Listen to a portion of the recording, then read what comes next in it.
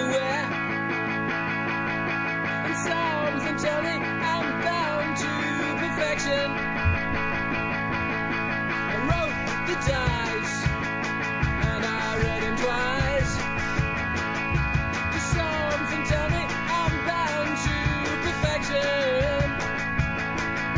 The 1,000 years and 2,000 years. One girl, can you tell? I'd like to see the let us see. Call it love change, I call it diamond security.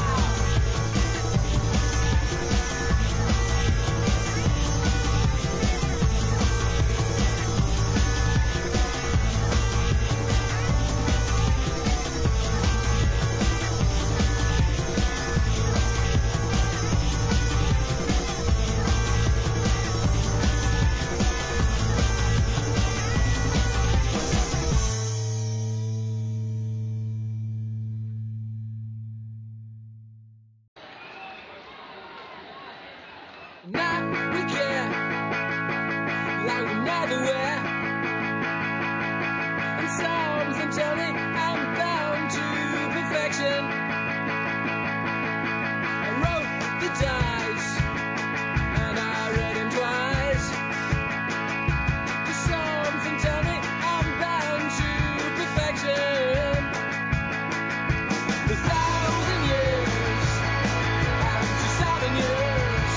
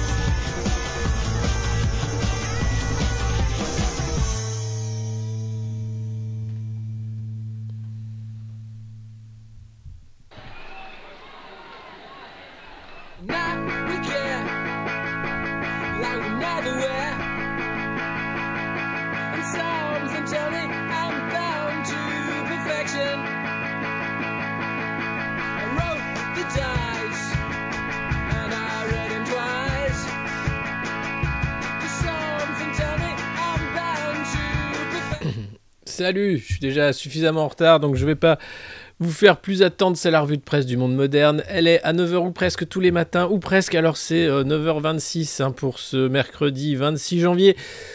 Une revue de presse, comme d'habitude, hein, vous savez, pour les habitués, ici on feuillette la presse des milliardaires pour voir un peu comment on nous parle. On parle aussi d'autres nouvelles. Et puis on se retrouve entre amis, covidés ou non. Je vois dans le chat que vous êtes un certain nombre à avoir chopé le BA2 ou l'Omicron. On ne sait pas, on croyait que c'était bientôt fini, mais ce n'est pas fini du tout. Non, ça continue avec le BA2. N'hésitez pas, bien sûr, à partager le lien de cette revue de presse, à vous abonner avec Prime ou autre. Ici, il y a même un train de live. Vous pouvez envoyer vos points de chaîne. Bref, c'est la fête, c'est l'amour, c'est la revue de presse du monde moderne. Un petit coin de paradis, presque un petit coin de soleil au cœur de l'hiver, dans une société malade, dans une société triste, dans une société débile et conne.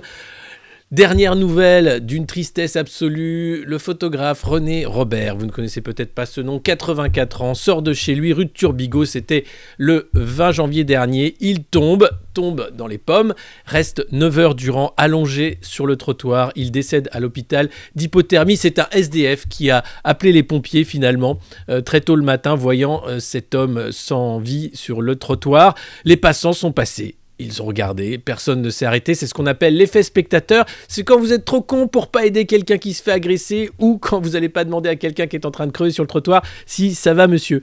Ça m'était arrivé une fois à Londres, où j'avais vu un monsieur comme ça sur le trottoir, tout bleu. Je m'étais arrêté, j'avais appelé les secours et j'avais attendu que les secours arrivent. Voilà, c'est quand même la moindre des choses. Merde, c'est pas compliqué quand on voit quelqu'un en détresse de s'arrêter, de demander si ça va et d'appeler les secours. On vous demande pas de même, moi je sais pas, j'ai pas le truc premier secours de mettre en PLS ou quoi, mais quand même, c'est quoi cette société de connards? Enfin, on s'arrête, l'effet spectateur. Donc voilà, c'est un truc de dingue. Pour vous dire comment ça va mal, et oui, les SDF ont plus d'humanité, bah oui, eux ils savent ce que c'est que la rue finalement, et ils font attention aux gens qui sont dans la rue. La plupart des citoyens, des citadins, pardon, sont trop pressés à aller boire leur café Starbucks et à courir vite au travail. Faut faire du profit, bordel. C'est pas la peur, là c'est de la pure connerie. Enfin, de vous demander à un monsieur si ça va parce qu'il est allongé par terre, enfin, D'ailleurs, il y a une scène, je sais pas si vous avez vu Squid Game, cette série qui avait fait beaucoup parler d'elle dans Netflix, série coréenne, où à un moment ils font un pari sur est-ce que quelqu'un va prévenir les secours en voyant quelqu'un qui est à la rue, allongé sous la neige. Donc on peut faire des paris et vous voyez que généralement les gens apparemment ne s'arrêtent pas, donc il y a un vrai souci. Y a-t-il des bugs, nous dit-on? Non, moi j'ai l'impression que tout se passe très bien. Vous pouvez vous abonner, envoyer des bits comme Save the Day, renouveler votre abonnement comme Dylan qui a offert un abonnement d'1 mois. Vous pouvez prendre vos abonnements, vous pouvez partager bien sûr le lien de cette revue de presse qui est de plus en plus connue grâce à vous. Merci, le bouche-oreille ça fonctionne. Et puis si vous voyez quelqu'un qui a l'air pas bien dans la rue, arrêtez-vous, appelez les secours. Mais j'ai confiance en vous parce que vous êtes la meilleure commu de Twitch, donc je pense que vous seriez le genre de fille et de garçon qui s'arrêterait pour appeler les secours, c'est la moindre des choses. Allez, on commence cette revue de presse avec le canard à nanar, le Parisien aujourd'hui en France, et un dossier sur l'antisémitisme, la peur au quotidien. On va célébrer, c'est pas vraiment le terme, mais avoir un moment de mémoire sur les victimes de la Shoah. Castex va aller faire une visite dans un camp jeudi, je crois demain. Et avant ça, un sondage à la veille du voyage de Jean Castex à Auschwitz. Un petit sondage sur l'état de l'antisémitisme en France. Eh bien, il se porte bien, malheureusement.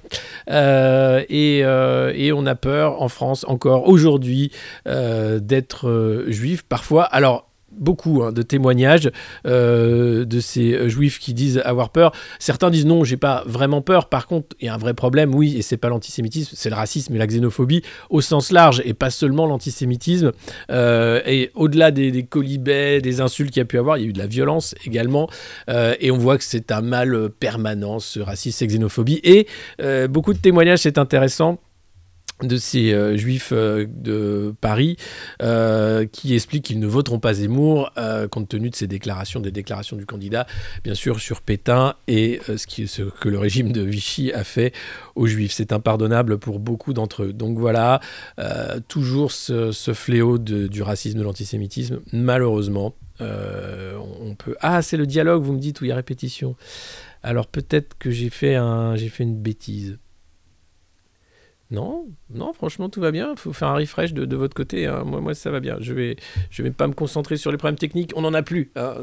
On n'a plus. C'est comme Omicron. Il y a plus le Covid. Vous allez voir, là, c'est très drôle sur le Covid.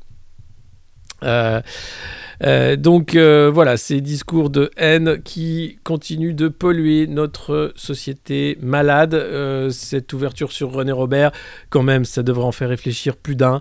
Tu te dis, voilà, au-delà de l'existence d'une menace. Voilà. Autre sujet qui ne mérite pas vraiment d'attention, mais bon, faut en parler, elle est candidate, hein, c'est Valérie au bord du gaz. Valérie Pécresse cherche sa marque avec cette question qui me hante. Qu'est-ce que le pécressisme ? Mais qu'est-ce que le pécressisme ? Alors déjà, le philippisme, j'avais du mal avec ce terme, tu vois. Le macronisme, bon, tu comprends, c'est un fascisme comme un autre. Mais alors le pécressisme, qu'est-ce que c'est ? Dites voir. Dites voir, à part une sorte d'infinie tristitude, le fait de se dire, moi, comment je pourrais montrer que je suis joyeuse et que je fais la fête et que j'ai envie d'être présidente alors que j'ai l'air d'être en déprime sous Prozac depuis 25 ans. Bah oui, Valérie, comment faire pour montrer cette joie de vivre ? Alors, elle a trouvé une solution, Valérie Pécresse. Elle va lancer un podcast où elle va se dévoiler petit à petit. La candidate va parler de sa jeunesse, de ce voyage d'études qu'elle avait fait en URSS, de toutes les dingueries qu'elle a pu faire quand elle était jeune, boire du gin tonic une fois en boîte, déconner une fois avec Jacques Chirac, genre « Oh, Jaco, qu'est-ce que c'est rigolo cette blague !» Bref, ça va être compliqué. Hein, je vous cache pas que ça va être compliqué. Elle est pas méchante, Valérie Pécresse. T'as juste l'impression qu'elle est chiante à mourir, en fait. Et tu te dis, mais comment faire pour avoir envie de voter pour une personne comme ça ? Hein. Alors, ça va être tout son problème, c'est voilà, ce packaging, tu vois. Alors, et puis le fait qu'elle n'a pas changé depuis ses jeunes années à l'ENA, vous savez, où c'était une des grévistes de l'ENA à une époque. Elle était en grève parce que je crois qu'ils n'étaient pas assez payés, ou il y avait une connerie, une grève d'énarques, t'imagines. Donc du coup, elle était toute contente. Alors, elle avait déjà sa punchline dans son duvet parce qu'il faisait un sitting à l'ENA, et elle n'a pas changé depuis, quoi. Et là, tu te dis, bah, quand même, c'est... Alors, bon, elle est allée faire une petite visite, un petit bico à son copain Laurent Wauquiez, hein, au Puy-en-Velay. Alors, elle s'était barrée des Républicains à cause de Laurent Wauquiez, qui était trop facho pour elle. Bon, elle revient, elle dit, bon, écoute, Laurent, bah voilà, comment te dire... Merci pour tout, Laurent, merci. Éric Ciotti, qui est dans la mouise. Ah là là, parce que figurez-vous qu'il avait dit tout sauf Lagarde. Lagarde, c'est l'UDI, hein, c'est les centristes. Un coup macroniste, un coup machin. Ils essayent de voir où est-ce qu'ils peuvent se recaser. Et là, Ciotti, qui était quand même la ligne dure, hein, de dire non, jamais, je ne serrerai la main à quelqu'un de l'UDI. Bon, et il fait entre ici. Monsieur Lagarde, tu es l'UDI, c'est chez toi. Et là, on sent bien que chez LR, c'est chaud en ce moment. Il y a un petit côté... on ne sait pas où on va. Le pécressisme, c'est un peu de naviguer à vue, tu vois. Un coup, je suis Macron, un coup, je suis pas Macron. Et donc, on a vraiment du mal. Oui, Lagarde, c'est particulier. Hein. Jean-Christophe Lagarde, j'ai pas entendu que du bien sur lui. Alors, il est un peu en burn-out aussi. C'est un peu un mec qui est un peu instable, hein, psychologiquement. Mais bon, il fait de la politique, ceci expliquant cela. Et puis Ciotti, lui aussi fait de la politique. Il n'a pas fait le service militaire, c'est comme Zemmour. Hein. Alors, monsieur Zemmour, vous aimez l'armée ? Oui, vous avez fait le service... Non, quel dommage, j'avais des problèmes au genou. C'est le drame de ma vie. Ah oui, d'accord. Vous auriez pu pantoufler dans un truc... Ciotti, c'est pire, il pouvait le faire. Et c'est Papa Ciotti qui a écrit en disant « Ce jeune, ou un mec du RPR à l'époque qui dit « Non, ce jeune a beaucoup d'avenir au sein de ma... Est-ce que vous pouvez, s'il vous plaît, le dispenser gentiment de faire son service national ?» Éric Ciotti. Moi, je ne l'ai pas fait, mon service national. J'ai fait les 3 jours à l'époque, ça existait encore, donc il fallait faire les 3 jours. On te faisait des tests, tu vois, t'arrivais et tu faisais des trucs de coordination, t'avais un QCM, on te demandait ce que tu voulais faire. Et moi, j'avais fait des tests, j'avais rien compris. Et à la fin, ils me disent « Ah, félicitations, bravo, vous pouvez aller au bureau là-bas. Vous savez que seulement 1 sur 10 appelés peut franchir cette porte. » Je fais « Ah, ben, ça doit pas être moi alors. Hein. » Et là, j'arrive chez les paras, tu vois, les parachutistes. Je fais « Non, c'est pas moi. Hein. » Et le mec, il ouvre le dossier, il fait « Effectivement, oui. » Et je suis retourné. Et puis, je suis allé à l'hôpital militaire. Et puis, j'ai été, moi aussi, exempté de service national. Voilà. Mais c'était rigolo. Alors après, tu vivais des trucs. C'est vrai qu'il y avait un brassage. Hein. Tu rencontrais des gens que tu n'avais jamais rencontrés de partout. Tu apprenais à faire ton lit, à passer un balai, tu vois, à monter un fusil. Tu pouvais passer ton permis poids lourd ou ton permis de conduire. Tu pouvais apprendre des compétences. Il y a des gens qui restaient à l'armée après ça. Pour beaucoup, c'était aussi une façon de s'intégrer. Je suis pas forcément contre le service militaire, je l'ai pas fait parce que j'avais pas envie de le faire, parce que je me disais quand même toutes les histoires de bidasserie, de manœuvres où fallait faire les bruits de fusil avec la bouche et tout, tu disais quand même c'est quand même très la 7e compagnie quoi. Mais voilà. Année APD, ouais. Bon, en tout cas, oui, il y avait ce brassage, mais c'était un brassage limité, puisque tu pouvais déjà, tu avais des passe-droits, hein, comme Ciotti ou d'autres, tu pouvais quand même éviter, partir très vite dans une ambassade, faire... Nous, on avait les volontariats internationaux aussi qui permettaient très vite de pas faire ton service, de faire du coup une sorte de stage hein, pour l'État français. Alors, voilà, donc voilà, le pécressisme, un jour peut-être on saura ce que c'est. Et puis, décidément, Marine Le Pen, elle est incroyable. Hein. Elle fait campagne en mode chaton. Chaton. Eh oui, c'est la dédiabolisation du Rassemblement National de la famille Le Pen. Bon, c'est la dernière fois qu'elle fait campagne. Hein. On sent qu'elle est fatiguée aussi, Marine, qu'elle y croit pas plus que ça. Donc, elle y va. Elle dit hop, hop, hop, hop, hop. Moi, ce que j'aime, c'est les chattes. Moi, ce que j'aime, c'est l'amour. Moi, ce que j'aime, vous voyez, je suis un peu hippie. Moi, tiens, file-moi ton bédo. Voilà. Moi, ce que j'aime, c'est l'accueil. La France est une terre d'accueil. Moi, ce que j'aime, c'est la rencontre des cultures. C'est avant tout la rencontre d'une éleveuse de chats et d'un peuple aussi qui est un peuple multiculturel. Je veux dire, tu vois ce que je veux dire ? Tu vois ce que je veux dire, mec ? Donc voilà, c'est un peu Marine Le Pen en mode vieille babos, tu sais, plus personne comprend rien. Au RN, du coup, ils sont allés voir Zemmour en disant non mais attendez, moi avant j'étais dans un parti où avec le papa, bon bah on savait, un chat était un chat, on aimait bien les nazis d'avant, tout ça maintenant c'est n'importe quoi. Enfin avec Marine on fume des bédos et on parle avec des Érythréens de comment faire des macramés et on fait des tableaux comme ça sensoriels.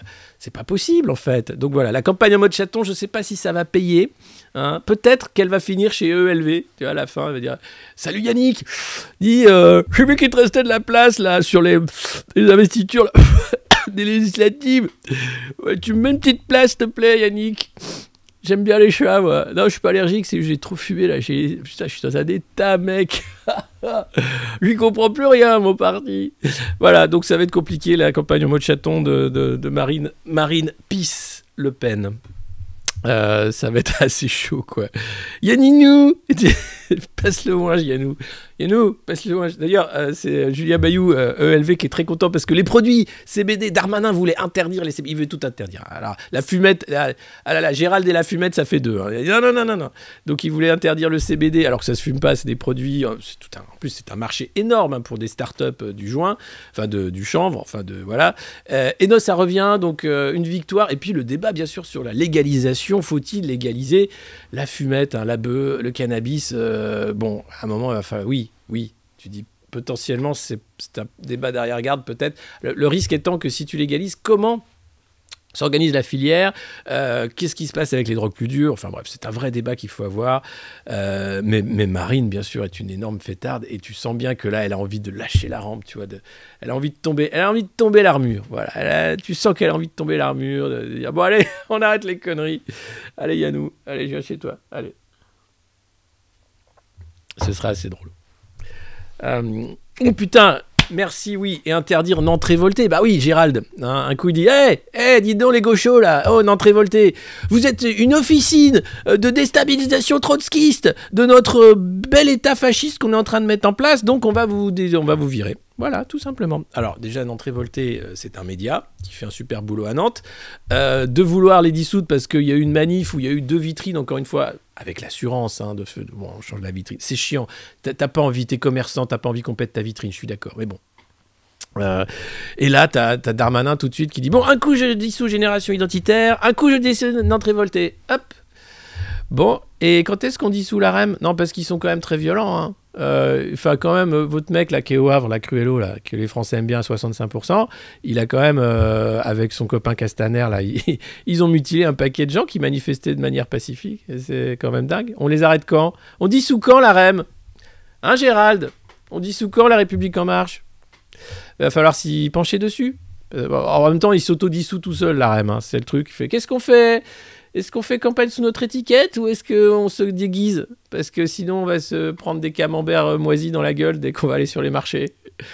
Oui, on se déguise. Ah bah oui. Stan, t'as une idée d'un nouveau nom pour la REM, je veux dire? Stan Guérini, SG. Sans culotte. Non, ça marchera pas. Trouve un autre nom. Horizon. Non, c'est pris aussi par l'autre, là, le barbu là, du Havre. Comment on pourrait s'appeler? Le parti qui aime la France? Le PQAF? Non mais voilà quoi, au secours. Joli carnaval. Alors ils sont emmerdés à la REM, parce que Macron a dit, bon, vous êtes tous des pipes, ça je le sais, d'ailleurs je ne veux pas vous voir, et pour les investitures, d'abord je suis réélu président, et après le deuxième tour, quand je suis réélu président, on verra quel couillon a le droit de rejouer aux députés. Non, toi t'es trop con, non, toi tu pourras pas. Non, toi t'es bien con, je t'aime bien, t'es rigolo. Lui, vous le gardez lui, l'autre là. Le petit ninja. Ah, il est plus chez nous? Ah merde. Qu'est-ce que... Ah bon, tant pis. Je l'aimais bien, il était rigolo. Vous me la gardez là, elle? Oui, celle qui mord les taxis là, oui. Elle me paraît bien. Donc ils vont refaire des investitures. Alors c'est plus de le voir. Les premières investitures des députés La République En Marche, on doit quand même cette année à Richard Ferrand et Jean-Paul Delevoye qu'ils faisaient la Star Academy des députés. Donc ils allaient voir comme ça dans les bleds. Ils faisaient... Tu veux être député d'Emmanuel Macron? T'as jamais fait de politique? T'es con comme une bite? Eh ben écoute, tiens, voilà l'investiture. Remets ta cravate droite, s'il te plaît. Voilà. Fais Heil Hitler pour voir. Pas mal. Écoute, toi, t'as de l'avenir. Hein. Je pense que t'as de l'avenir. Donc voilà, ça va donner. Ah bah ils ont sélectionné, pas forcément les plus cons, mais ceux qui avaient un potentiel comique certain, quoi. Donc ils ont dit, toi viens. Voilà. D'où le petit ninja, quoi. Et tous les autres. Verdier joue classe. Non mais enfin voilà, c'est un poème la REM. Donc voilà. Donc Gérald Darmanin, Nantes Révoltée, c'est quand même un beau gage de... Allez les gars, votez pour nous, on est bien de droite, hein. Vous inquiétez pas. Hein. Je sais que vous avez vu, il y avait un petit coup de mou, on sait pas si Brigitte, machin, tout ça, mais vous inquiétez pas, on est bien. On est bien en marche, hein. On reste en marche. On y va, on fonce, voilà, il y a la falaise et on y va. C'est les Lemmings. Vous connaissez ce jeu? C'est les petits trucs qui tombent, qui se suivent et il faut éviter qu'ils tombent. Mais ils tombent tous à la fin. C'est la REM. C'est nous. C'est aussi un peu nous. Alors, qu'est-ce qu'on a d'autre ce matin? En avant les histoires. La REM Playmobil. Donc, soutien évidemment à Nantes Révoltée qui ne mérite pas les foudres du ministre de l'Intérieur. D'ailleurs, leur avocat est déjà sur le coup en disant bah, viens, on t'attend, Gérald. On va voir sur quelle base tu veux dissoudre un média. On va rigoler. Donc je pense qu'on va rigoler. IL, ouais, c'est la première fois qu'on a une IL première dame, monsieur. Dans les maisons de retraite, le scandale de la réduction des coûts. Alors là, c'est un livre choc sur Orpea. D'un journaliste donc qui a fait une enquête. Il a été, on lui a proposé de fermer sa gueule. Hein. C'est Victor Castanet qui a fait cette enquête. Apparemment, on lui aurait proposé 15 millions d'euros pour qu'il ne publie pas ce bouquin. Orpea a perdu 16%. L'action a dévissé. Ils se sont même, du coup, ils ont suspendu le cours de l'action. Ils se sont barrés de la bourse tellement c'est de la honte. En fait, tout vient d'un témoignage dans une petite maison d'Orpea. À Neuilly, et il a été contacté par des membres du personnel de l'établissement qui lui ont dit que c'était un peu le n'importe quoi et où c'était très cher, hein. Tu payais 7-8 000 balles le mois pour bouffer des petits Suisses et des compotes qui coûtaient 2 centimes d'euros, quoi. Et bon, généralement de temps en temps quand la famille venait, il nettoyait le pensionnaire, voilà, il sortait de son caca, sinon c'était l'enfer, quoi. Voilà, t'étais maltraité, ça manque de bras, parce que l'idée, bah, c'est quoi? C'est des entreprises, il faut faire du profit. Hein, Et ces horribles EHPAD sont en fait des produits financiers. Le groupe Coriant explique que c'est un super investissement en fait. Hein. Tu investis dans du lit, il n'y en a pas assez, c'est pas grave, mais tu sais que ça va cracher de la thune. C'est une énarque qui est patronne du groupe Coriant. Alors Orpea, je ne sais pas si c'est un énarque qui était à la tête de ça. C'est à peu près le même fonctionnement, c'est-à-dire qu'on pressurise les gens qui y travaillent. Ils sont pas assez nombreux, ils doivent faire des tâches qu'ils ne peuvent pas réaliser tout seuls. On les dégoûte de ce travail-là, on leur dit de fermer leur gueule bien sûr, sinon ils sont virés. Et puis derrière, on prend la thune. Voilà, 8000 balles pour filer des petits Suisses et changer les couches une fois tous les 4 jours, c'est bien payé, hein. C'est pas mal payé. Tout ça étant bien sûr une pierre de plus dans la société de maltraitance, puisqu'on est incapable évidemment d'aller aider les plus démunis, l'extrême vieillesse. C'est ce moment où tu es à la merci de tout le monde et où vraiment, si évidemment les familles doivent travailler, tu peux pas t'occuper de tes parents qui sont dépendants. Souvent, c'est bien compliqué. J'en fais les frais, évidemment. Et donc, tu as l'EHPAD après qui t'ouvre les bras. Et là, tu te dis, aïe, ça va être compliqué. Ah, Maggie, tu veux aller dans un EHPAD de chat, de vieille chatte? Tu veux rejoindre la campagne de Marine Le Pen? Ah oui, je sais que tu aimes bien Marine. Oh, fumer des bédos avec Marine. Hein. Oh, c'est ton rêve, ça. Oui. Voilà, donc un scandale de plus. Alors, il a fallu un livre qui s'appelle Les Fossoyeurs pour réveiller Brigitte Bourguignon, bon, qui a Omicron, hein, qui s'est mis à l'isolement, et qui a convoqué du coup la direction générale d'Orpea dans les plus brefs délais sur la demande d'Olivier Véran, comme si ces mecs savaient pas que c'était l'enfer, les EHPAD. Je veux dire, ça fait des années, j'avais fait un article il y a de ça 4-5 ans, j'avais interviewé Caroline Fiat aussi, qui était une ancienne... travailleuse dans ces EHPAD justement, qui avait fait un témoignage sur le podcast du Monde Moderne pour expliquer comment ça fonctionnait justement, qui a fait un livre de témoignage là-dessus. C'est pas nouveau, enfin on le sait que c'est un scandale, on le sait que c'est dégueulasse, ça s'appelle la silver economy, s'en foutent plein les fouilles en profitant de ta vieillesse, donc on capte déjà tout l'héritage, hein, 3000 balles par mois pour rien, minimum, et puis après, hop, c'est fini, au revoir, merci, il faut payer monsieur, pourquoi? Pour manger des petits Suisses. Ouh. C'est bien, mais ils sont bien traités, hein, on fait des jeux et tout. Qui n'a pas changé sa couche depuis une semaine? C'est moche. Et donc, déficit. Alors, on sait en plus, c'est là où tu vois que les pouvoirs publics, enfin, l'État, ces gens qui nous gouvernent sont vraiment des pipes, c'est qu'ils ne prévoient rien. On sait qu'on va dans le mur, puisqu'il va y avoir une explosion de la dépendance, hein. On manque déjà de 130 000 lits. Voilà, sans ces entreprises, il y aurait déjà un déficit de 130 000 lits. Mais on va au-delà d'un grand problème, puisque c'est 1,2 million de personnes dépendantes à l'horizon 2040 contre 800 000 aujourd'hui. Voilà, donc on va quasiment doubler en une vingtaine d'années, le nombre de personnes dépendantes, puisqu'on vit vieux. Alors peut-être qu'avec Covid, tout ça... Peut-être pas, hein, peut-être que voilà. Mais néanmoins, il va falloir à un moment faire des trucs.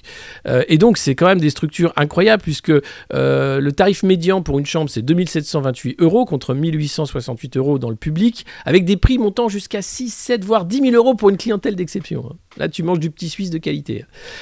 Non, mais là, t'es bien traité. Hein. À 10 000 €, je pense que c'est l'EHPAD de Bernard Arnault, t'es bien. Enfin non, lui, il a des gens à la maison quand il sera vraiment dépendant. Parce que déjà, ce masque. Bon, là, il aura des gens qui vont tout faire pour lui. Comme maintenant, mais en plus. Il cherche donc la rentabilité du capital avec une gestion de plus en plus exigeante du point de vue financier. Eh ben oui, c'est génial. L'autonomie solidaire en santé, c'est pas encore au goût du jour. Hein. Mais de toute façon, tout ce qui est solidarité, vous l'aurez remarqué, c'est pas trop un truc que Macron, il aime bien. Ou que les politiques, même Pécresse, c'est pas leur truc. Si on allait prendre l'argent des riches pour faire une société solidaire, si on évitait les profits pour des entreprises qui s'occupent de l'humain en faisant de la matière première à cracher de la thune, si on arrêtait avec la dette de pauvres pour faire de l'argent, non, comment on ferait? C'est bête, on ferait plus d'argent, c'est ridicule. Non, enfin, c'est quoi ces rêves pieux, c'est ridicule. Mais oui, Maggie, mais oui. Alors, s'occuper soi-même de ses parents, oui, je sais, c'est ce qu'il faudrait faire, mais il faut pour ça une société qui vous permet d'avoir du temps pour eux, de prendre du temps. Il faut se battre pour un congé parental pour s'occuper de ses enfants. Alors imagine si on t'expliquait qu'en fin de vie, il faudrait aussi adapter le temps de travail pour que tu puisses avoir du temps pour tes parents. Non mais va expliquer ça à Geoffroy Roux de Bézieux, va expliquer ça à tous les mecs qui sont les prêtres de la société de maltraitance. Tu crois que ça les intéresse que tu t'occupes de tes parents, des gens que t'aimes? Tu crois que ça les intéresse? Ça rapporte pas une thune. Va chier, ils vont te dire. Voilà, comme Maggie, exactement. Papy Schwab ne va pas être content. Non, Papy Schwab. Mais il se fiche parce que bientôt, on pourra mettre des puces et on saura où sont les parents, combien ils ont mangé de petits Suisses. Ah, qu'est-ce que c'est bien. Faire du fric. Elle a quoi, Maggie? Une peur panique, je crois, de la société dans laquelle on entre. Voilà ce qu'elle a. Voilà, je pense qu'elle est totalement déprimée. Totalement. Je pense que d'ailleurs, c'est... un petit message là, parce qu'il y a des gens qui m'ont écrit, notamment Aïcha, vont dire qu'elle était au bord du suicide. Il faut pas. Il faut pas. Tenez bon. Je sais qu'il y en a plein là qui sont désespérés. On m'a remonté des suicides de soignants qui avaient perdu leur job, une mère de famille de 30 ans. Faites pas ça. Faites pas ça. Je sais que tout paraît noir, désespéré, dégueulasse. On a l'impression d'être pris dans un petit labyrinthe de rats de laboratoire. Tenez bon, les gars, tenez bon. Hein. Je sais que ça peut paraître compliqué, mais après le Blue Monday, après l'hiver, après Macron, après celui qui va ou celle qui va remplacer Macron, il y a un avenir heureux, c'est possible. On peut aussi se créer une petite zone de confort, de douceur, on peut essayer. Je sais que c'est pas facile, ça demande de l'énergie, il faut en avoir envie, il faut se battre, mais tenez bon les gens qui sont un peu déprimés là. Hein. Tenez bon. Avec le cognac de 14h ou le Prozac de 8h, hein, je sais pas, mais il y a des... Et d'ailleurs, le Prozac, c'est très bon hein, contre le Covid. Apparemment, les traitements antidépresseurs sont pas mal. Donc, allez, on garde bon espoir. Costard jaune demain. Pourquoi costard jaune? Ouais, la jeunesse. Bah, alors, je sais pas si vous avez vu cette vidéo de Jacinda Ardern, qui est la psychopathe qui maltraite la Nouvelle-Zélande. Elle est au World Economic Forum, elle a toutes ses dents, elle a vachement de dents, comme ça, elle dit « Il y a eu beaucoup de suicides en Nouvelle-Zélande, c'est un truc incroyable, moi j'ai perdu des amis, c'est vrai que c'est dingue, oh là là, c'est un truc, tous les gens qui se sont tués... Alors, faut dire qu'elle les a bien maltraités, hein. En Nouvelle-Zélande, tu pouvais pas sortir de chez toi pendant des mois, ils ont été confinés, je crois que c'est le pays qui a été le plus confiné avec l'Australie, enfin, bon, et elle est tout sourire, hein, avec toutes ses dents, il y a eu plein de suicides chez moi, c'est incroyable. Putain, mais, rentre chez toi, va-t'en, rends le pouvoir. Ils sont fous, ces gens. C'est une vidéo de 2009. Ah ouais, c'est une vidéo de 2009, merci. Bah, putain, elle était déjà bien tannée à l'époque. Mais elle était Premier ministre à l'époque? La vache. C'est fou. Non, mais c'est un truc de dingue. Oh là là, un café Calva pour la douce, s'il vous plaît. Hop. Non, arrêtez le Prozac, ça, c'est pour les labos, ça. Non, prenez, oui, c'est un petit producteur bio local, c'est du Calva, voilà. Consommez avec modération, voilà. Allez, on continue, les gars, tenez bon. Oui, après, t'as les amphétamines. Bah, il y a plein de façons de tenir, hein. Vous avez aussi la fumette, voilà, mais ces gens-là sont élus, ouais. Et pour la 18 aussi, Michel, la 18. Ils sont deux là-bas, je les vois. Il y en a un qui a l'air tout blanc là. Ouais, il a besoin d'un remontant. Allez, regardez, on a de quoi se réjouir quand même, parce qu'on est quand même les champions. 500 000 cas d'Omicron, enfin de Covid, enfin on sait plus, hein, de rhume. On a fait tellement de tests de coton-tige qu'on est les meilleurs. Alors t'as des pays qui disent, comment ils font? Ils en ont moins que nous. Nous on est là, champions des contaminations. Alors les gars, ça suffit là d'être tout tristounet, là, de dire, oh là là, on est les champions, bordel. La France, on est les champions du monde des contaminations. Record tenu grâce à Olivier Véran, Emmanuel Macron et tous les autres. C'est phénoménal. Moi, j'ai envie de dire merci. Merci la vie, merci la France, merci Emmanuel Macron. Sans vous, on n'y serait pas arrivé. 500 000, bon merci, c'est quand même exceptionnel. Voilà, donc ça c'est la boule à neige hein, qui a été remise à Albert Bourla par von der Leyen au Conseil transatlantique. Voilà, j'ai envie de remettre cette boule à neige pour Emmanuel Macron et sa gestion phénoménale de la crise sanitaire. Grâce à lui, nous sommes champions du monde de la contamination. 500 000 cas de rhume grâce aux nombreux cotons-tiges qui ont été jetés à la poubelle et qui sont allés très très profond dans les naseaux. Attention, n'allez pas trop loin, ça peut être dangereux, ça peut créer des méningites quand même. Et là, voilà la France, loin devant tous les autres pays européens. C'est enfin une reconnaissance digne de ce nom de la politique sanitaire du gouvernement. Le pass vaccinal est entré en action, ça se voit, c'est formidable. Grâce à ça, on n'en a plus rien à branler de rien. D'ailleurs, c'est ce qui est expliqué dans l'article. Hein. Les Français ne comprennent plus, en fait, les mesures. Donc, ils se font la bise.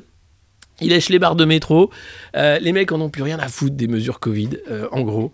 Et puis, Omicron étant ce qu'il est, c'est-à-dire pas très virulent. Enfin, non, ultra virulent, mais pas très... Enfin, c'est Castex. Non, il est dangereux, mais il est pas dangereux. Enfin, il est très dangereux. Mais enfin, donc, on sait plus. Même Castex, de toute façon, tu l'écoutes, tu comprends plus rien de ce que tu veux te dire. Mes chers compatriotes, compte tenu de la flambée épidémique du BA2, parce que tu as Omicron et tu as BA2, qui est un sous-virus peut-être, on n'est pas sûr, du BA1.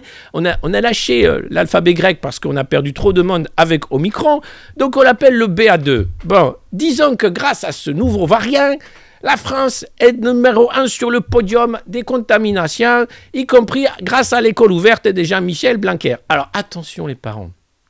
Parce que derrière cette blague, derrière le fait qu'on est les champions du monde des contaminations, vous avez quand même l'autorité de santé et l'Académie des sciences qui souhaiteraient accélérer la vaccination des 5-11 ans. Hein.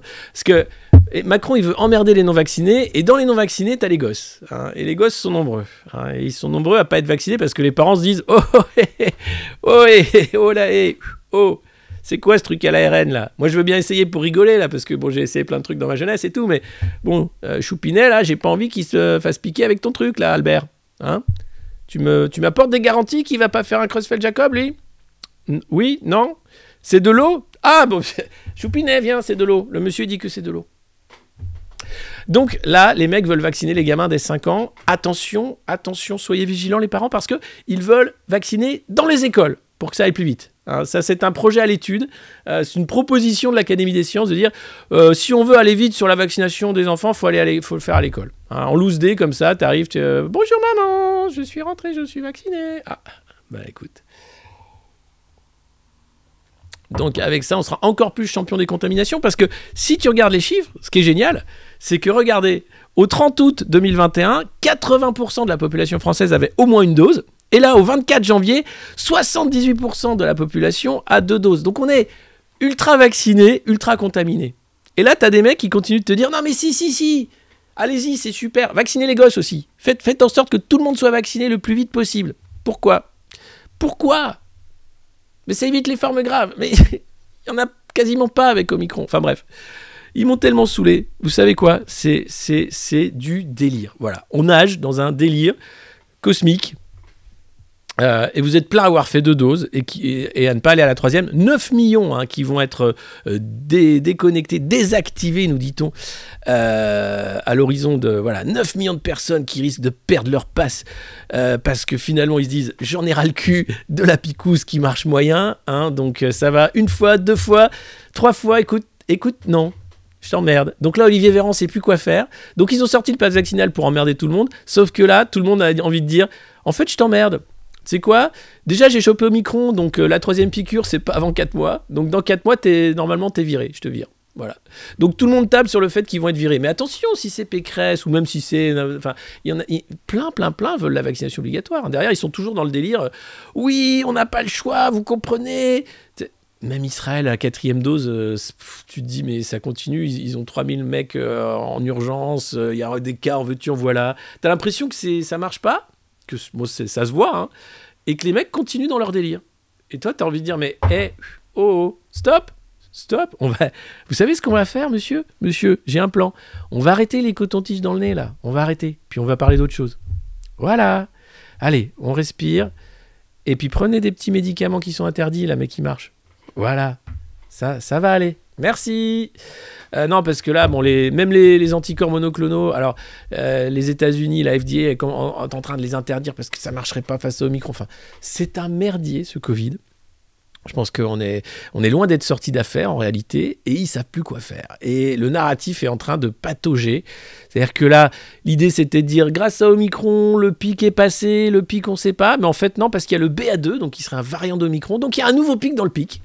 Donc alors on parle plus de vagues, on parle de pics. Hein. On est passé de la mer à la montagne, c'est plutôt pas mal. Ça change, ça nous fait des vacances. Hein. On parlait de vagues dans la vague. Là on parle de pics dans le pic.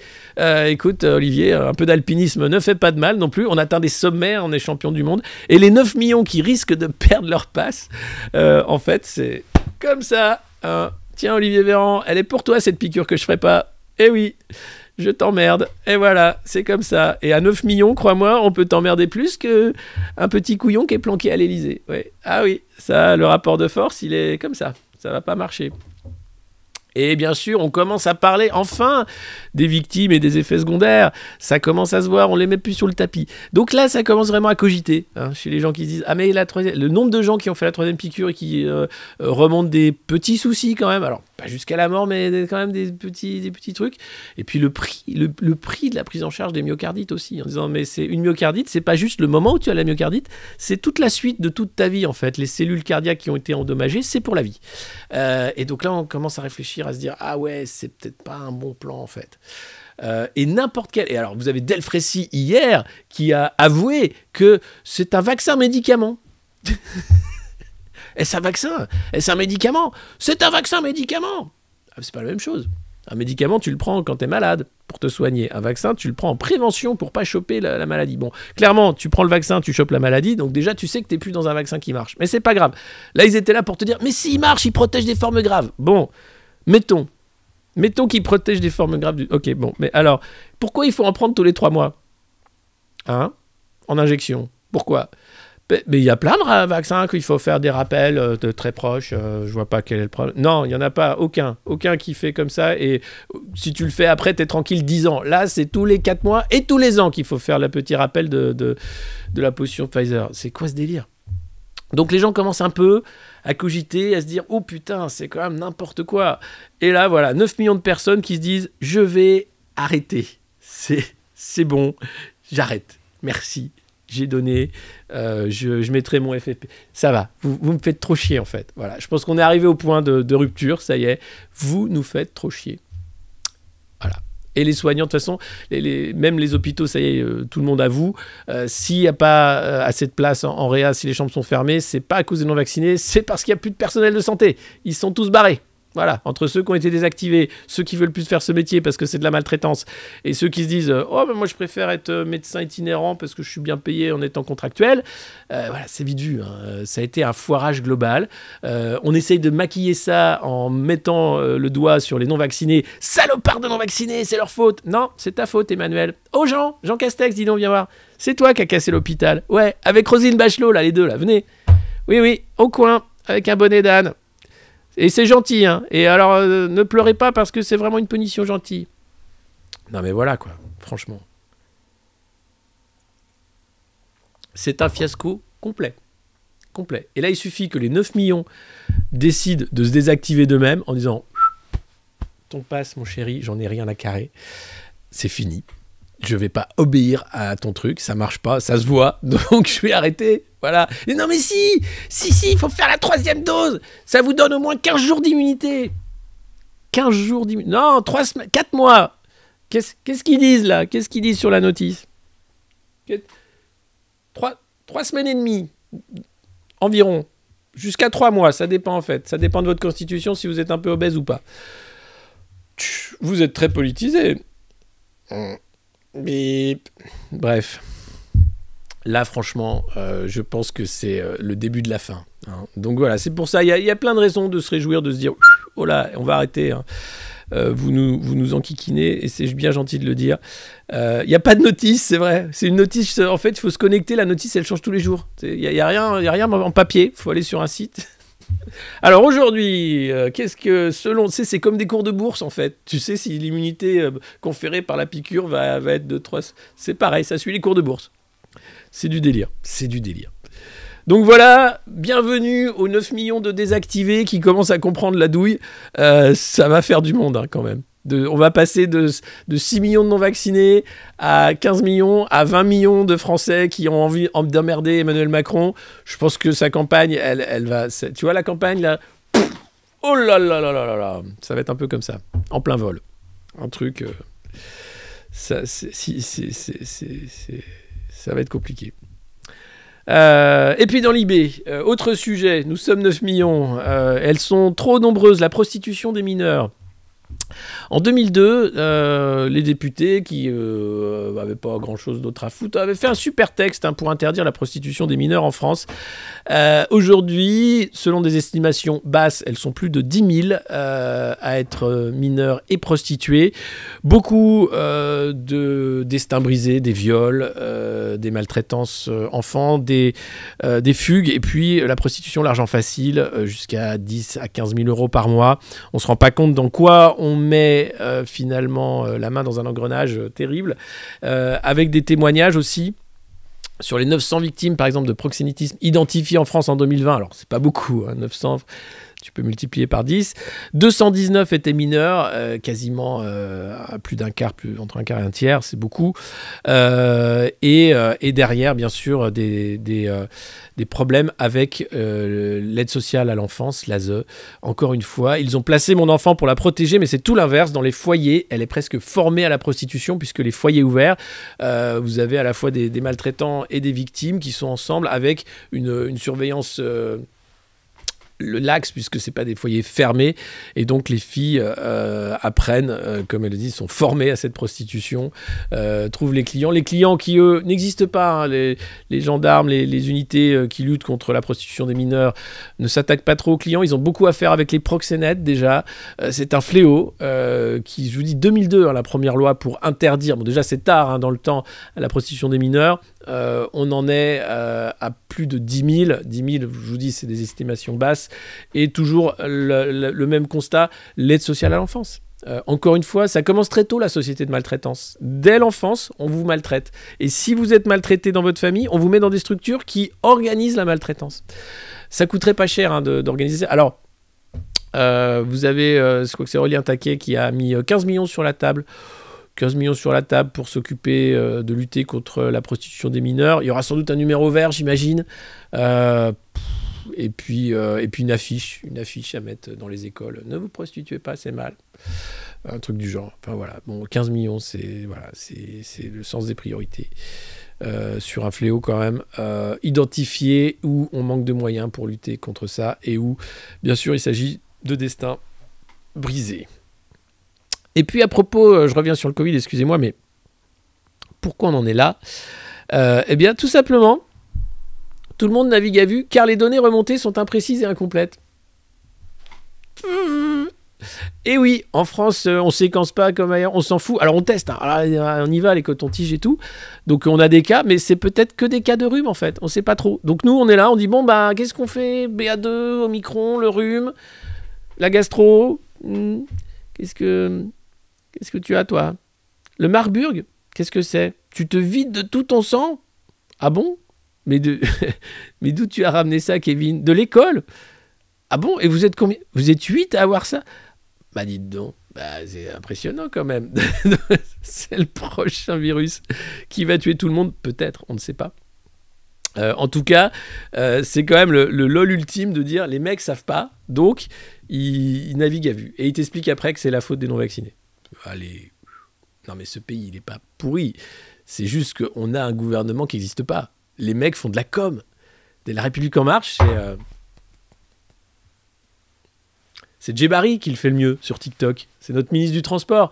Lui, il fait des TikTok. Voilà. Il arrive, il fait Monsieur Djebari, do you know Ratatouille ? C'était sa dernière interview au Washington Post sur TikTok. Il fait No, I don't like the Ratatouille.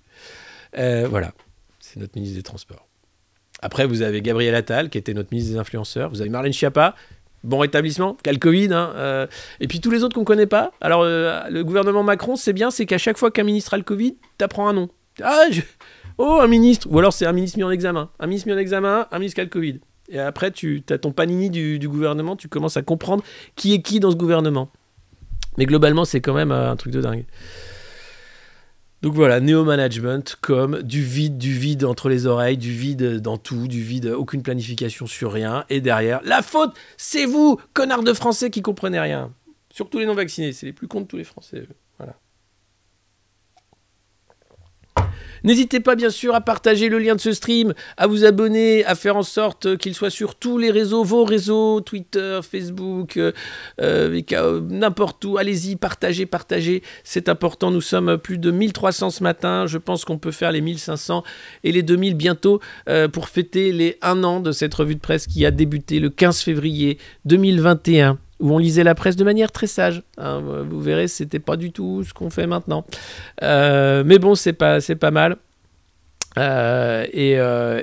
Ici, quand même, on peut s'amuser et on essaye. Voilà, tenez bon, les gars, tenez bon. Je sais que vous êtes désespérés, déprimés. Vous pensez que la lutte ne paye pas, que ça marchera pas, qu'on a affaire. Non, en fait, ça tient à rien. Tout ça, c'est un château de cartes.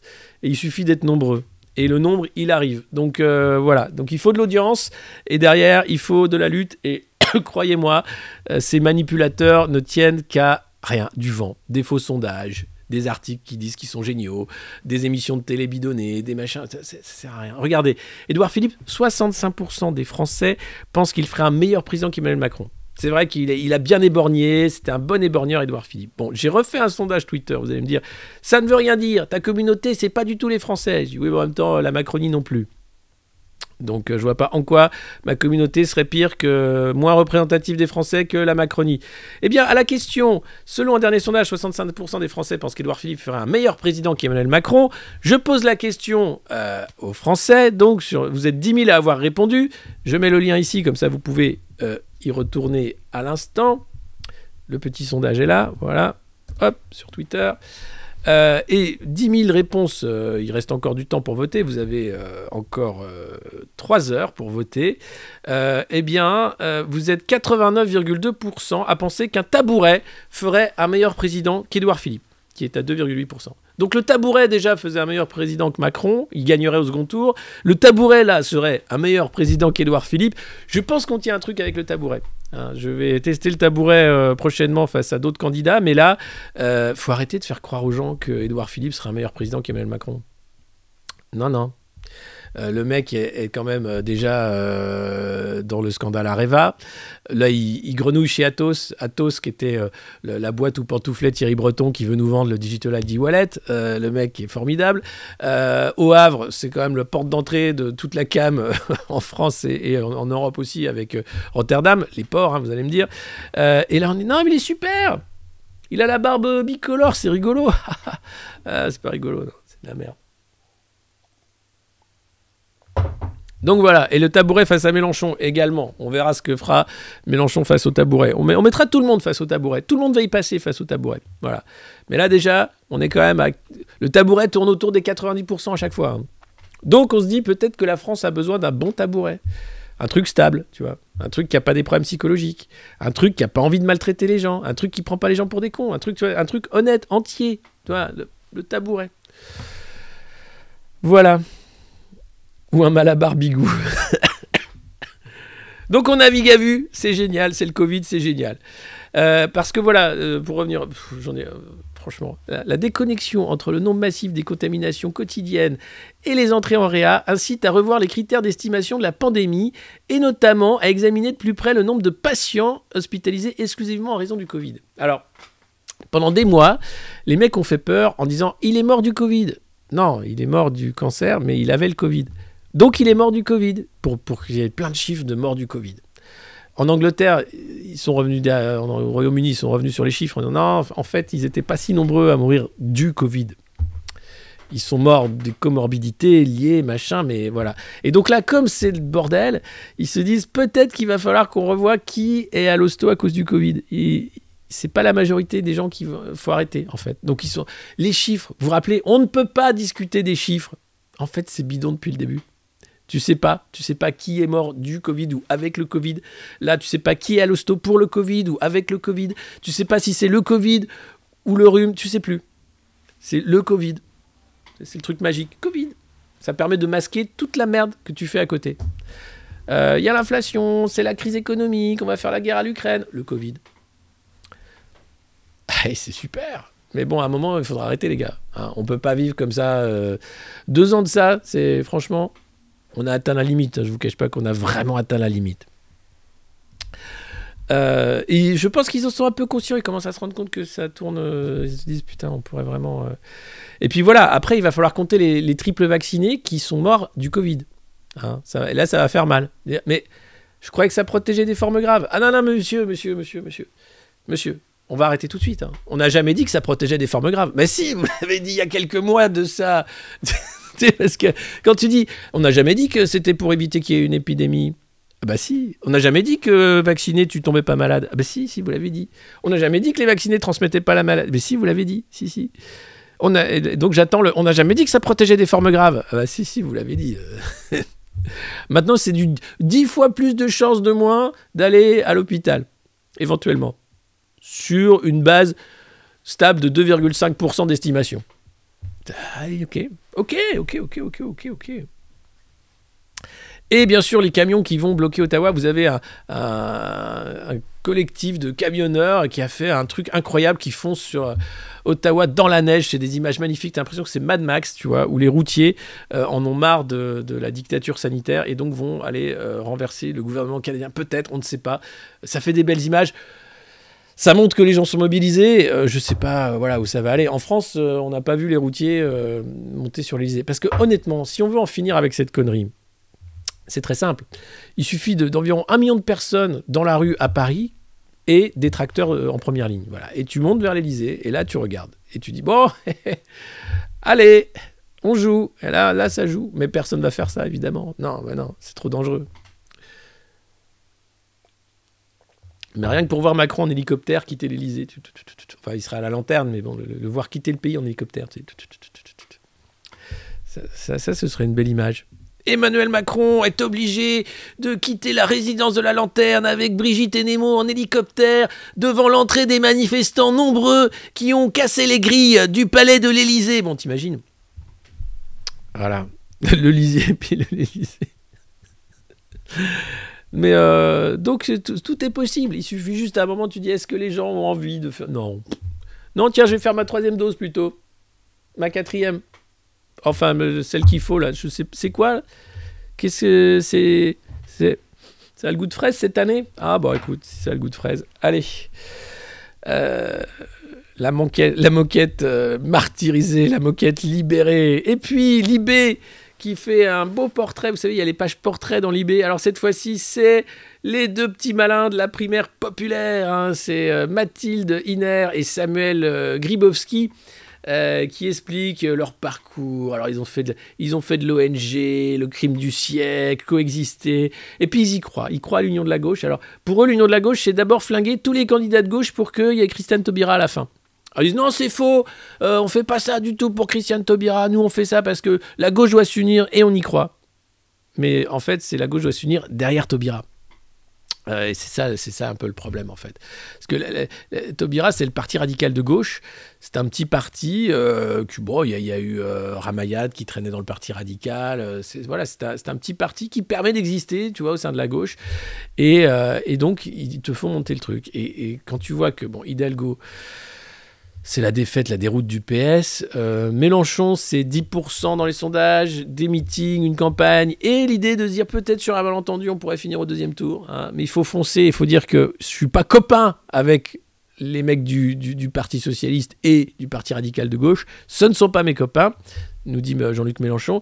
Et Yannick Jadot qui dit nous c'est l'écologie. On a fait la primaire. Bouge pas Marine. Tiens, je te passe le baboulin. Mais par contre, en revanche, on ne veut pas faire votre primaire pourrie là. Et donc 400 000 inscrits pour voter pour Taubira, puisqu'il y a 3 autres candidats que vous ne connaissez pas, Paul Laroturou, Monsieur Laroturou, parce qu'il y en a un qui est journaliste et l'autre qui fait la grève de la faim pour l'Union de la gauche. Charlotte Marchandise, qui est une vraie candidate pour le coup depuis longtemps d'une plateforme citoyenne, et donc c'était un peu fait plus pour elle que pour Taubira. Et une 3e candidate aussi qui est là pour un vrai truc citoyen. Mais c'est de la start-up politique. Et tu dis ça va pas aller très loin. Et tu sens bien que ça prend pas leur truc. Donc ils sont un peu nerveux. Donc ils ont quand même des médias qui les aident, France Info et Libé notamment. Où c'est là, tu sens que ce serait bien si Taubira pouvait faire une campagne en Véja, tu vois, un truc bien. Bon, mais c'est pas gagné. C'est pas gagné. Sinon, dans le Figaro, l'étau du président candidat se resserre sur Macron. Eh oui, parce qu'il est candidat, mais il veut pas le dire. Et du moment qu'il va dire qu'il est candidat, vous allez voir, il va faire comme ça dans les sondages. Il va dire, oh là là, c'est nul ce que tu fais, Macron. Oh, c'est nul.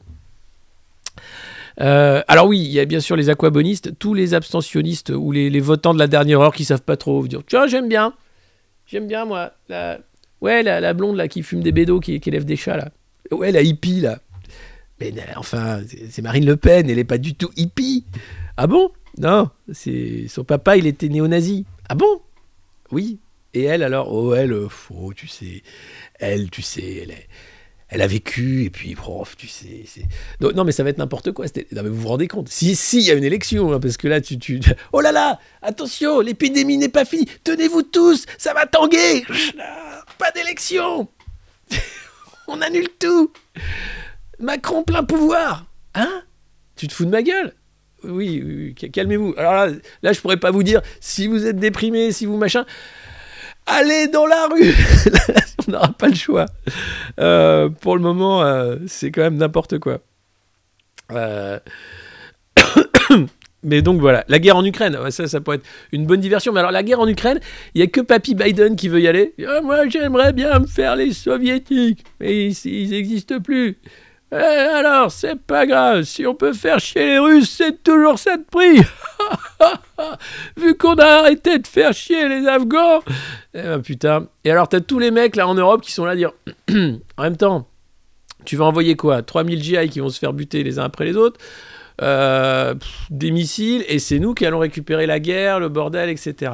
Donc Macron et Scholz sont pas trop d'accord. En plus, Macron la mauvaise avec les sous-marins. Il s'est dit, tiens, écoute Joe, tu me l'as fait à l'envers avec les sous-marins, donc je vais essayer de te la faire à l'envers avec la Russie. Hein, on va essayer de calmer le jeu. Mais c'est pas gagné parce que Papy Biden, comme tout le monde le hait aux États-Unis, là, il est encore moins aimé que Trump. Il se dit, une bonne guerre, hein, ça permettrait de faire oublier le fait que ça y est, j'ai perdu la boule. Mais bon, c'est pas gagné. Heureusement. Et donc le candidat Macron n'est pas encore candidat, mais il est déjà candidat, mais il fait chier tout le monde, on parle que de lui. Il va pas se faire réélire. Et puis Philippe sera meilleur président que Macron. Mais non, on vient de parler du tabouret. Est-ce que vous avez voté hein, à ce sondage? Vous êtes combien maintenant à avoir voté? Attention. Oui, vous avez voté. Hop. Voilà, je retweet. Hop. Donc ça reste... Non, ça n'a pas bougé. 89%. Bon, 89%, c'est quand même un beau score pour le tabouret. Hein. On reste sur un beau score. Donc voilà. Le tabouret serait un meilleur président que Macron. J'attends ce titre dans le Figaro. Et Macron craint bien sûr un scénario à la Giscard 80. Qu'est-ce que c'était le scénario? Giscard était sûr de gagner en fait. Je suis jeune. Je suis américain moi. Je vais moderniser la France.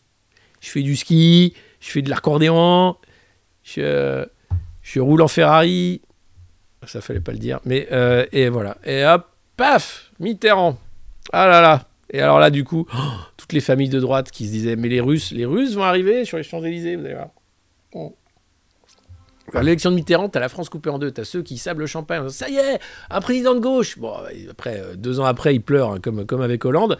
Et toutes les familles de droite qui disent, merde, les Russes. Et puis, bon, rien, hein, finalement, on a eu, comme d'habitude, un truc... On a eu Jacques Lang, en plus. Oh, c'est formidable. Oh, tous mes amis pédos, c'est formidable. On a eu la fête de la musique, c'est génial. On a eu Génération Mitterrand, on a eu bref. Mais du coup, Giscard s'est pris une rouste, et il l'a pas vu venir, celle-là. Paf. Et puis, c'est Boris Johnson. On va parler un peu de nos amis anglais qui sont formidables. La police va recenser toutes les fêtes auxquelles Boris Johnson a participé durant le confinement. Ça s'appelle le Partygate. Scotland Yard sur le dos de Boris Johnson, parce qu'en fait, il a passé son temps à faire la teuf, le mec. C'était le confinement. Il disait aux Anglais de rester bien chez eux, de faire attention le Covid, tout ça. Et lui, il y avait des soirées de dégustation de fromage, de champagne, de vin. Il fêtait un peu son mariage. Bref, c'était la teuf à Downing Street. En gros, la question c'est, est-ce qu'il y a eu quelques fêtes auxquelles Boris est passé parce qu'il bossait beaucoup pour faire coucou, ou est-ce qu'il faisait la teuf tout le temps, et est-ce qu'à Downing Street, ils avaient un sentiment d'impunité et ils s'en foutaient complètement du Covid? Alors, ça, là encore, ça commence à se voir. Hein. Vous avez d'un côté les mecs qui sont obligés d'avoir un masque tout le temps et qui doivent fermer leur gueule, les gueux, Et de l'autre côté, les mecs qui ont les dents de devant comme ça, qui filent des boules à neige à l'autre bout du monde, qui disent c'est super le Covid, on s'en branle. Grâce à ça, on a gagné des milliards. Remets ton masque. Voilà. Donc, entre ceux qui mettent pas de masque et qui s'en foutent plein les fouilles, qui volent en jet privé, et ceux qui sont dans le métro avec leur masque et qu'on leur dit écoute-moi bien, fils de pute, fais ta 3e piqûre, sinon t'auras plus ton passe pour aller boire ton café, tu sens bien que c'est du foutage de gueule. Tu sens bien qu'il y a 2 mondes. Tu sens bien que là, il y a des gens vraiment qui en profitent. Hein, la fortune des milliardaires, en 2 ans, a explosé comme jamais en 10 ans. Donc tu sens bien qu'il y a une douille énorme. Et que c'est un truc de lutte des classes comme on n'a jamais vu. Avec du contrôle social, avec du contrôle aussi des populations, puisque juste avant le Covid, quand même, on était à 2 doigts d'une révolution mondiale.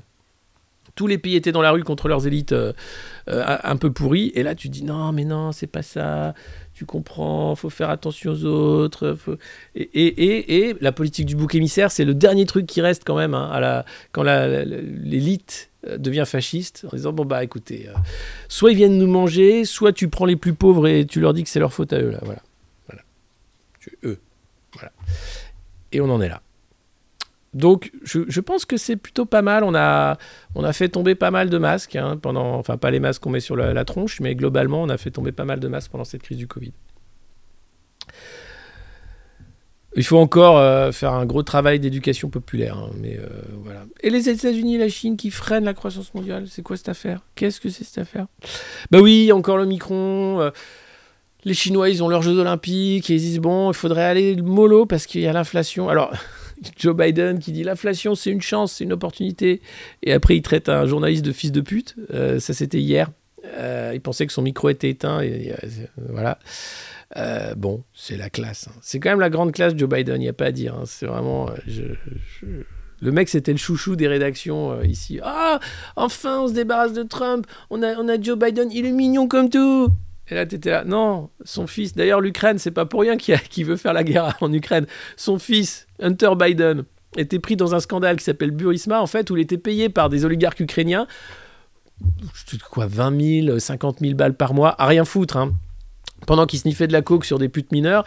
Et donc, évidemment, Joe Biden a envie d'effacer les traces, peut-être, de se dire tiens, si je faisais la guerre en Ukraine. Des fois qu'il y a des Ukrainiens qui ont envie de rebalancer des dossiers sur Hunter Biden. Mais bref, pareil, on n'en parle pas beaucoup du fils Biden, mais c'est un truc de dingue. Parce que son ordinateur a été saisi, on a trouvé dedans des photos dont je viens de vous faire la description, et rien, c'était pendant la campagne. Et tu dis, il a une drôle de vie, Joe Biden, quand même. Et son fils, il l'a bien laissé glisser. Hein. Mais voilà, donc depuis, le mec est devenu mormon, tout va bien, mais c'est compliqué. Alors, donc la croissance mondiale, une bonne guerre en Ukraine. Et puis quand même, ce mec a trouvé, c'est Jean-Luc Tavernier, le directeur général de l'INSEE, qui a trouvé la parade. Hein. Plus on parle d'inflation, plus on risque d'alimenter la hausse des prix. Plus on parle de pauvreté, plus on voit qu'il y a des pauvres. D'ailleurs, c'est pour ça que Macron a supprimé l'observatoire de la pauvreté. Eh ouais, comme on n'observe plus les pauvres, on les voit plus, il y en a plus. Malin. Et pour les jeunes, un jeune, une solution. Hein, c'est simple. Comme les jeunes, ils font chier, pareil, on n'en parle plus. On leur dit une solution. Ferme ta gueule. Tiens, voilà un fusil. L'Ukraine, c'est là-bas. Mais je veux pas faire la guerre, moi, monsieur le président. Ah, mais non, mais t'inquiète pas, c'est pas une guerre. C'est un exercice. Ah, d'accord. De toute façon, c'est ça ou l'université qui va coûter 50 000 balles par an. Hein, donc, bon. Allez. Donc voilà, donc arrêtons de parler de l'inflation, ça alimente la hausse des prix. Merci monsieur Tavernier, merci pour ces bons conseils, c'est quand même génial. Et puis la crise sanitaire, c'est étonnant, a augmenté la corruption en Europe. Et oui, c'est le rapport de l'ONG Transparency International qui sort aujourd'hui et qui souligne la multiplication des scandales liés à des contrats de matériel médical. Mais c'est bizarre, ils ne parlent pas des contrats sur les vaccins. Parce que j'ai comme l'impression quand même que von der Leyen et Burla, ils s'entendent vachement bien. Hein. Ils ont échangé des petits SMS, ou bien Stylianides, hein, la commissaire à la santé européenne. Tous les mois, elle avait des petits meetings aussi avec les lobbyistes des Big Pharma.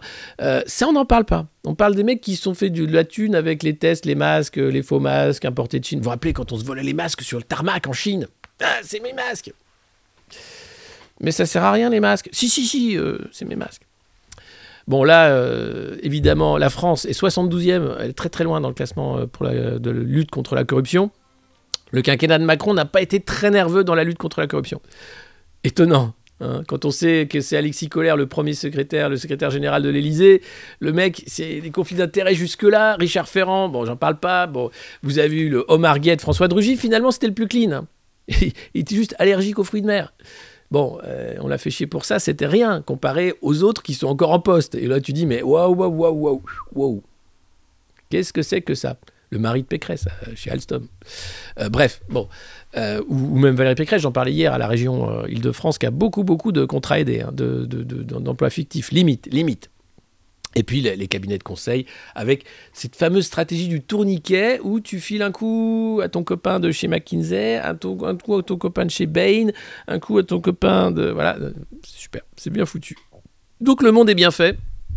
Et grâce à la crise sanitaire, les milliardaires se sont mis plein les fouilles et il n'y a jamais eu autant de corruption en Europe. Et vous n'avez jamais été aussi pris pour des cons. Et comme vous êtes gentils comme tout, ils se disent bah, pourquoi on arrêterait en fait? C'est vachement bien de les prendre pour des cons. Ils adorent ça. Pourquoi on va arrêter, hein?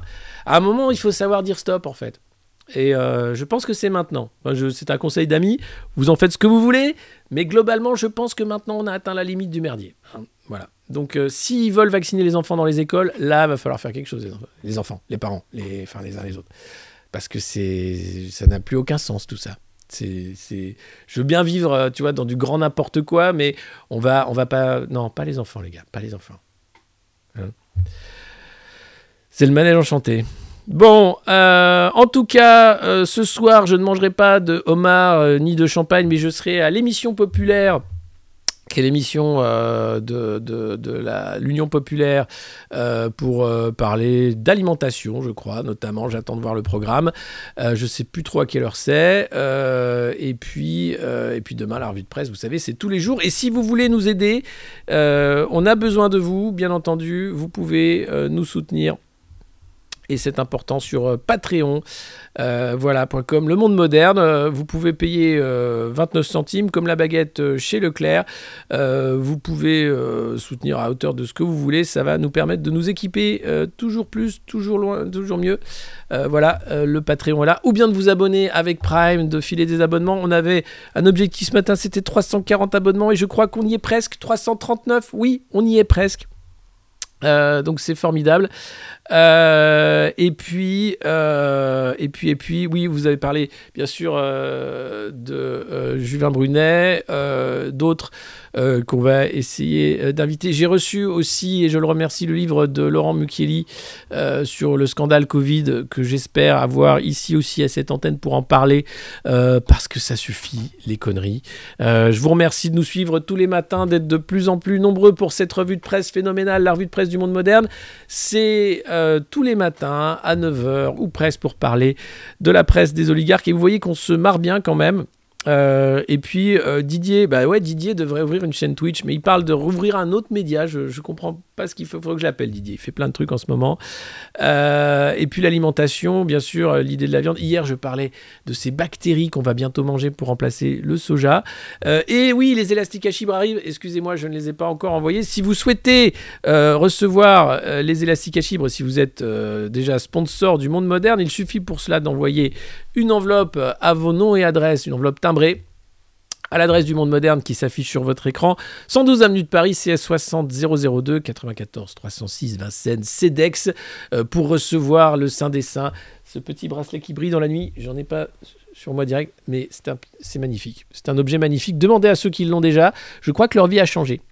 Certains sont déjà passés dans un monde de win, de succès, d'amour perpétuel. Voilà, donc ça coûte rien. Hein, voilà, vous pouvez envoyer dès à présent votre enveloppe timbrée, votre nom et adresse à l'adresse du Monde Moderne. On vous y attend avec grand plaisir, comme à chaque fois. Et puis, pour finir, je voulais montrer, voilà, ça c'était le sondage sur le tabouret. Voilà, vainqueur au second tour. Et puis, il est encore vainqueur, visiblement, face à Édouard Philippe en tant que meilleur président. C'est vous dire quand même si ça va mal. On adore la France, c'est un pays un peu dysfonctionnel, on rigole bien. Voilà, regardez, voilà. Robert Le Grutier, mes élastiques à chips sont tellement performants que ma vie est complètement chamboulée. Je les ai fait encadrer, ils trônent en première place dans ma grue. Voilà, parce que Robert a eu 2 élastiques. Et oui, c'est un des premiers, Robert, à avoir été là pour la revue de presse, comme beaucoup d'entre vous d'ailleurs. On ne pardonne pas Mediapart de sa censure. Oui, absolument, Mediapart qui avait viré Mucchielli, qui avait écrit un très bon article, que, quand même, c'est le CNRS. Mais bon, voilà, vous verrez. Les blagues les plus courtes sont les meilleures, je suis d'accord. Et c'est pour ça qu'il faut en finir rapidement avec la Macronie, qui a été une blague très longue. 5 ans, c'est long. Tu te dis, 5 ans, c'est quand même très très long. Donc on va passer à autre chose. Je vous souhaite une excellente journée. Prenez soin de vous, de ceux que vous aimez. Si jamais vous voyez des gens par terre dans la rue qui sont dans le coma, arrêtez-vous, appelez les secours, c'est la moindre des choses. Si jamais vous voyez des députés marcheurs qui vous filent des petits tracts 50+, arrêtez-vous, soyez gentils. C'est pas la peine de leur cracher dessus. Vous pouvez dire qu'est-ce qui se passe? Comment ça se fait que tu es là? Où est ta maman? Tu veux pas aller au centre de vaccination là-bas et attendre ta maman? Voilà, merci. Vous pouvez faire ce genre de choses. Et puis sinon, vous pouvez globalement vous en foutre, fumer des bédos et caresser votre chat, parce qu'on en est là. C'est bientôt la fin du monde. C'est la revue de presse du monde moderne. Il y aura un JT aussi cette semaine, j'espère demain soir ou vendredi. Le JT du 20h, le 20h du monde moderne, là aussi où on fait un peu le tour de toutes les conneries qu'il y a eu dans la semaine. Voilà. En tout cas, merci à vous et à demain. Je ne vais pas dire si vous le voulez bien parce que c'est un peu le jus des 1000 €, mais à demain pour la revue de presse du monde moderne. Ciao.